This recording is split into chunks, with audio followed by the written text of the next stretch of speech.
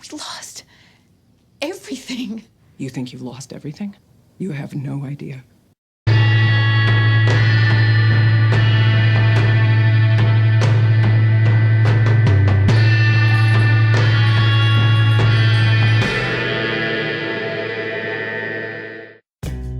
Hey guys, Kiwi here, warning of spoilers for Breaking Bad, El Camino, and Better Call Saul up to Season 6, Episode 2. In this video, I'll be breaking down and discussing the Kettlemans returning in Better Call Saul Season 6. Like the video if you end up enjoying it, subscribe to the channel, and follow me on Twitter for more Better Call Saul and Breaking Bad updates, and if you really enjoy what I do here, consider checking out my Patreon to help support the channel financially. With that being said, let's jump into the breakdown.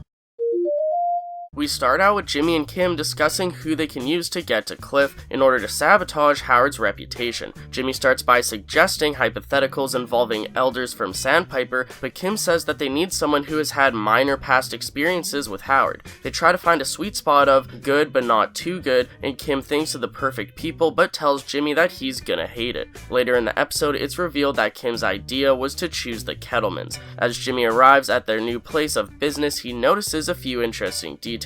First, that they still have the Kettlemobile. Second, the fact that their mobile office trailer is painted like the American flag, along with a large inflatable Statue of Liberty, which we all know is the same one that Saul eventually has on the roof of his Breaking Bad office. As Jimmy enters their trailer, he waits for Betsy to finish up with a customer, calling their business Sweet Liberty Tax Services. Also, fun little Breaking Bad Easter egg. The customer that Betsy is first helping when Jimmy walks in is actually the same man that sold Walt the truck in Ozymandias. You can even see the truck outside when Jimmy first arrives. Now, to be fair, I don't know if this is 100% confirmed, but the trucks are eerily similar. Obviously, the truck is more run down by Breaking Bad with more of the paint being washed off of it. So if this has been confirmed, I haven't seen it, please link it to me on Twitter if it has been confirmed, but I'll let you guys decide for now. Is this the same truck from Ozymandias? Betsy instantly demands Jimmy to get out, and my god, her actor Julianne Emery is just so good at acting, instantly offended, but without taking responsibility for anything she's done in the past. Betsy hilariously threatens that Craig will remove him if he doesn't leave himself, but when she calls Craig to the front, he starts politely greeting Jimmy as Mr. McGill.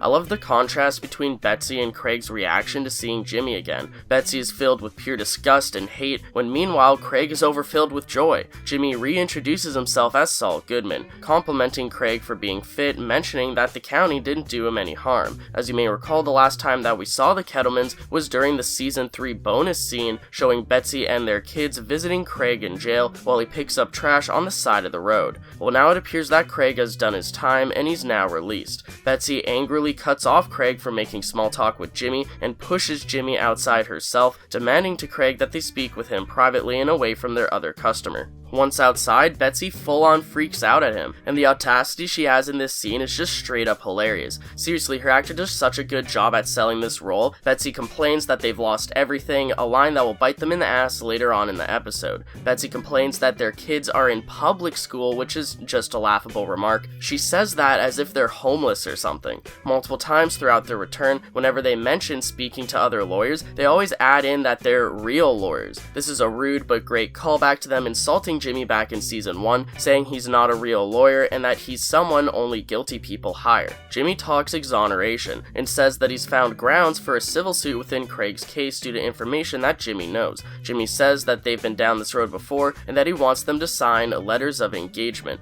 Notice how when Jimmy brings out the papers in the first place, he says that it's only so they don't take his information and run off to another lawyer, mentioning Cliff by name and calling him an asshole. The Better Call Saul Twitter pointed out a handful of similarities between this scene and when they first met in Season 1, so let's run through some of them quickly along with a few that I found. So Jimmy wants them to sign letters of engagements in Season 1, but now in Season 6, he says he's made some updates. Both in Season 1 and Season 6, Craig goes to instantly sign the papers, but Betsy pulls his arm back and stops him. Once Betsy and Craig finally decide to come back and sign the papers, Jimmy clicks his pen the same way that Craig did when he was originally going to sign the papers in Season 1. Speaking of which, let's discuss how Jimmy uses uses some reverse psychology in order to get the Kettlemans to do what he wants. So back to the letters of engagement. Jimmy says that they have to sign to learn what he knows, but Betsy refuses. It's funny how Craig is always willing, but has to constantly change his opinions and just turn on a dime based on what Betsy wants. You can clearly tell who wears the pants in this relationship, and kind of taking happy wife, happy life to the extreme. Anyways, instead of pushing for them to sign the papers again, Jimmy instantly gives up and walks back to his car as the Kettlemans talk behind his back, with Betsy calling him a crook multiple times. As Jimmy continues to walk away, he takes out his pen again, preemptively waiting for them to come running around the corner to sign the papers. Jimmy predicts correctly, as his plan pays off with them doing exactly what he wanted. I love how Jimmy lets them use his back to sign the papers, proudly bending over slightly for them to do so. Jimmy starts implying to them that Craig didn't have proper counsel due to his representation being on drugs, and we get the funniest line out of the episode. Betsy freaks out, instantly jumping to accusing Kim, saying that awful woman with the ponytail is a cocaine addict. Since the Kettlemans obviously don't pick up on what Jimmy's putting down, he comes right out and says it. When Jimmy accuses Howard, they seem so surprised, saying that he's so professional and energetic and upbeat, but Jimmy cuts them off and uses this to his advantage by implying that Howard is so energetic and upbeat because of the devil's dandruff, as Jimmy hilariously calls it. Betsy then stabs Jimmy in the back, firing him, saying that they don't need to work with a lawyer, they don't want to. Jimmy really plays the part here, pretending to be in denial about being fired, being upset, trying to argue back, and Jimmy tries to even beg Craig not to fire him, but of course he runs after Betsy as soon as she calls his name like a dog. Jimmy first plants that seed in their brain, and then sets them up to screw Howard over. He seems pissed off that they instantly fired him, but as he walks away he smiles, showing that it all went according to plan. The Kettleman signing the papers on Jimmy's back is also symbolic towards them stabbing him in the back moments later.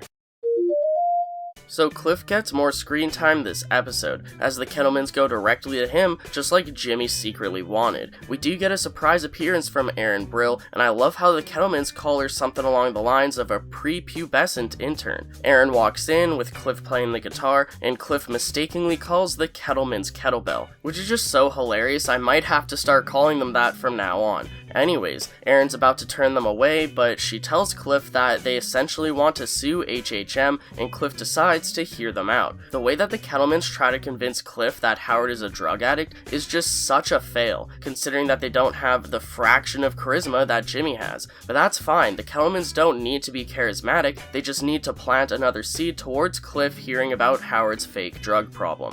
Cliff stands by his friend Howard and tells them that this doesn't sound like him and that he can't help them. But the more times that something like this comes up in regards to Howard having a drug problem, Cliff might slowly start to believe it and question it, as it will eventually tip over the benefit of doubt. When Cliff goes back to his office, he grabs his guitar, but he's unable to play due to being slightly uncomfortable about the possibility of Howard actually having a secret drug problem. This reminds me of season 2 when Chuck's playing the piano at his house, but then after Howard comes to tell him the news that Jimmy is working at Davis and Maine, Chuck sits down at his piano, unable to play. I think Cliff's actor does an amazing job. I loved him in season 2, and I'm really glad he's back for season 6. This show's doing a great job at bringing old characters back in interesting ways to influence the plot for the final season.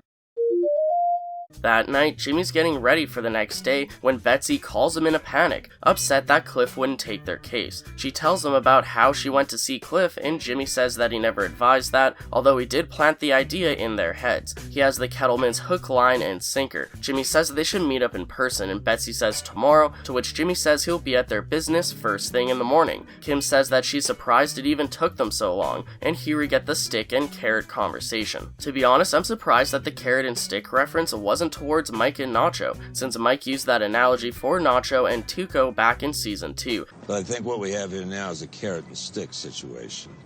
You coming here threatening my family? Because you're gonna need a bigger stick, old man. And the name of the stick is Tuco Salamanca.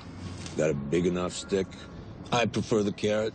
I think you will too. I guess the show creators just really like the metaphor. Kim asks Jimmy if he's going to use the stick, implying that he should. Jimmy says that the Kettlemans are more of the carrot types and slaps money in his front pocket while saying spoonful of sugar. Jimmy thinks that just bribing them is going to be enough to take care of the situation, but Kim clearly thinks that they'll have to take more drastic measures. Kim really wants to go and be the stick, but she just casually suggests that she should go to the Kettlemans with Jimmy. And oh boy, that's exactly what we see at the end of the episode. Kim absolutely rips the Kettlemans a new one, all while Jimmy just stands there in disbelief that Kim actually has it in her. The entire show, Jimmy has been the stick with Kim as the carrot, but now those roles are reversed.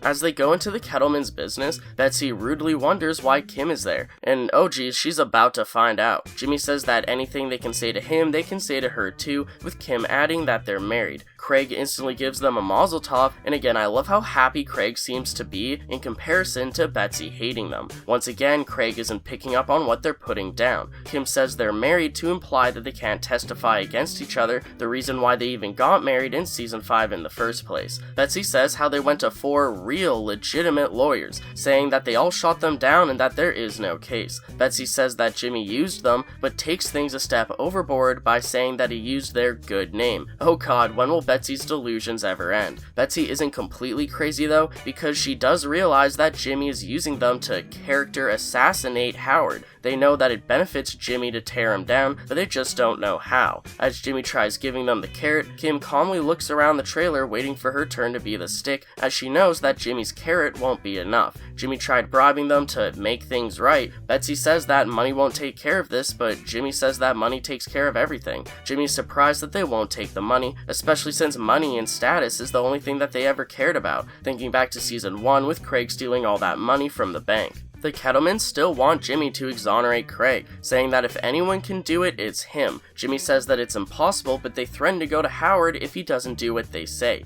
Notice how Betsy feels like she's in control of the conversation here, and honestly she kind of is at this point, but that all changes once Kim starts to involve herself. Jimmy wasn't able to control acting as the carrot, but Kim definitely can with the stick. Kim hears Betsy giving a sob story over how they've lost everything, and this is what sets Kim off and makes her lose her patience.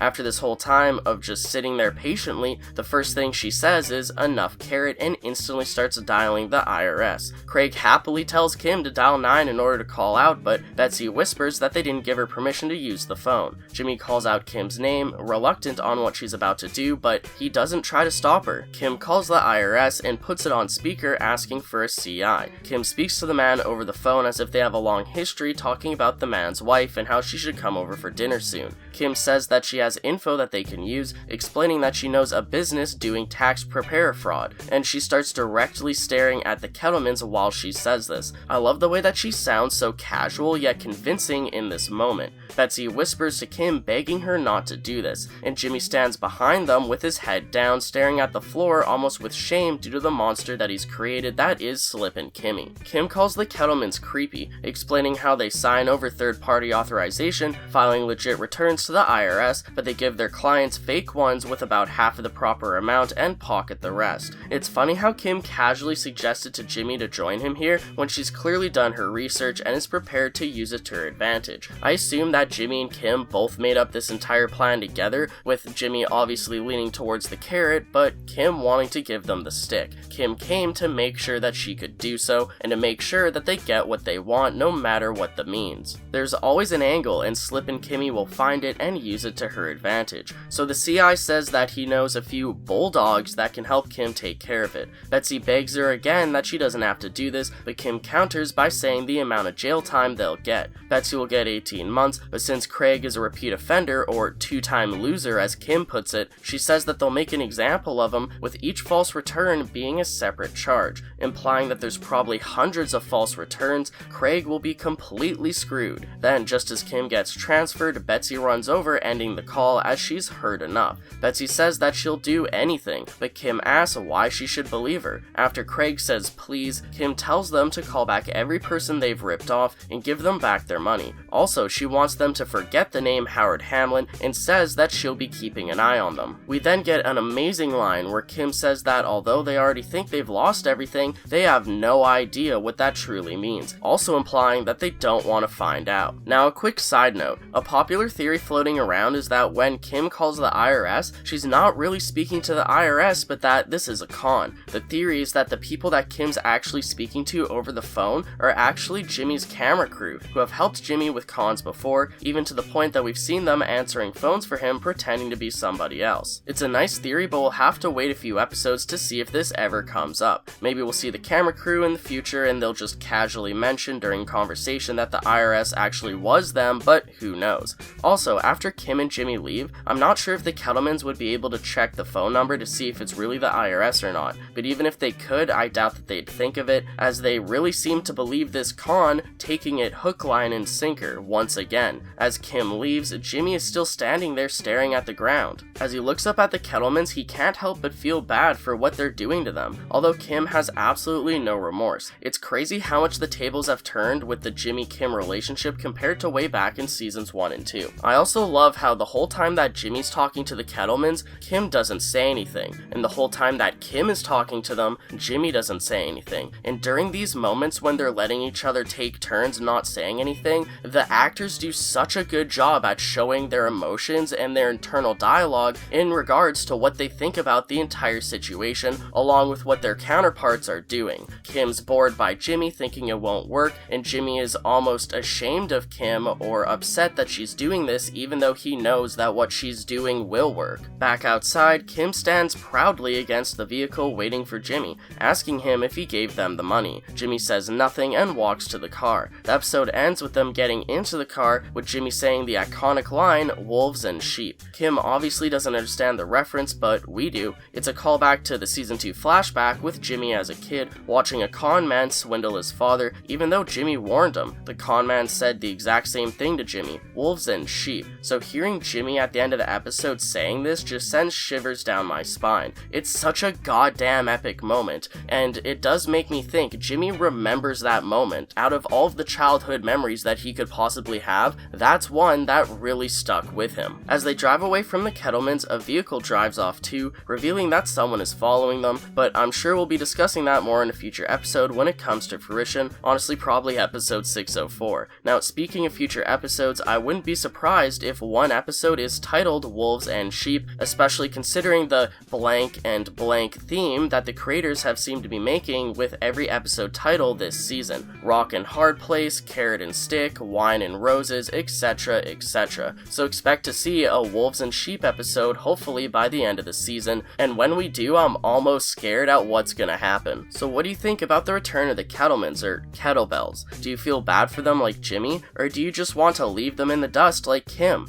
Also, I didn't expect this video to be so long, but wow, they took up more screen time in 602 than I remembered. That's alright though, cause I did really enjoy breaking this down and discussing it, and I did really enjoy seeing the Kettlebells return in season 6. Also, I feel like episode 602 was slightly extended, clocking in at almost a full 60 minutes, when usually every episode is only around 45. Kinda crazy that they didn't promote it as an extended episode on top of being a double premiere, but I digress. I'd appreciate a like on the video if you've enjoyed anything that I've said today, and if you're new to the channel or just haven't yet already, subscribe and hit that bell notification to stay updated on when I post new content on Better Call Saul and Breaking Bad. I thank you all so much for watching, and until next time, I'll talk to you guys later. Peace out.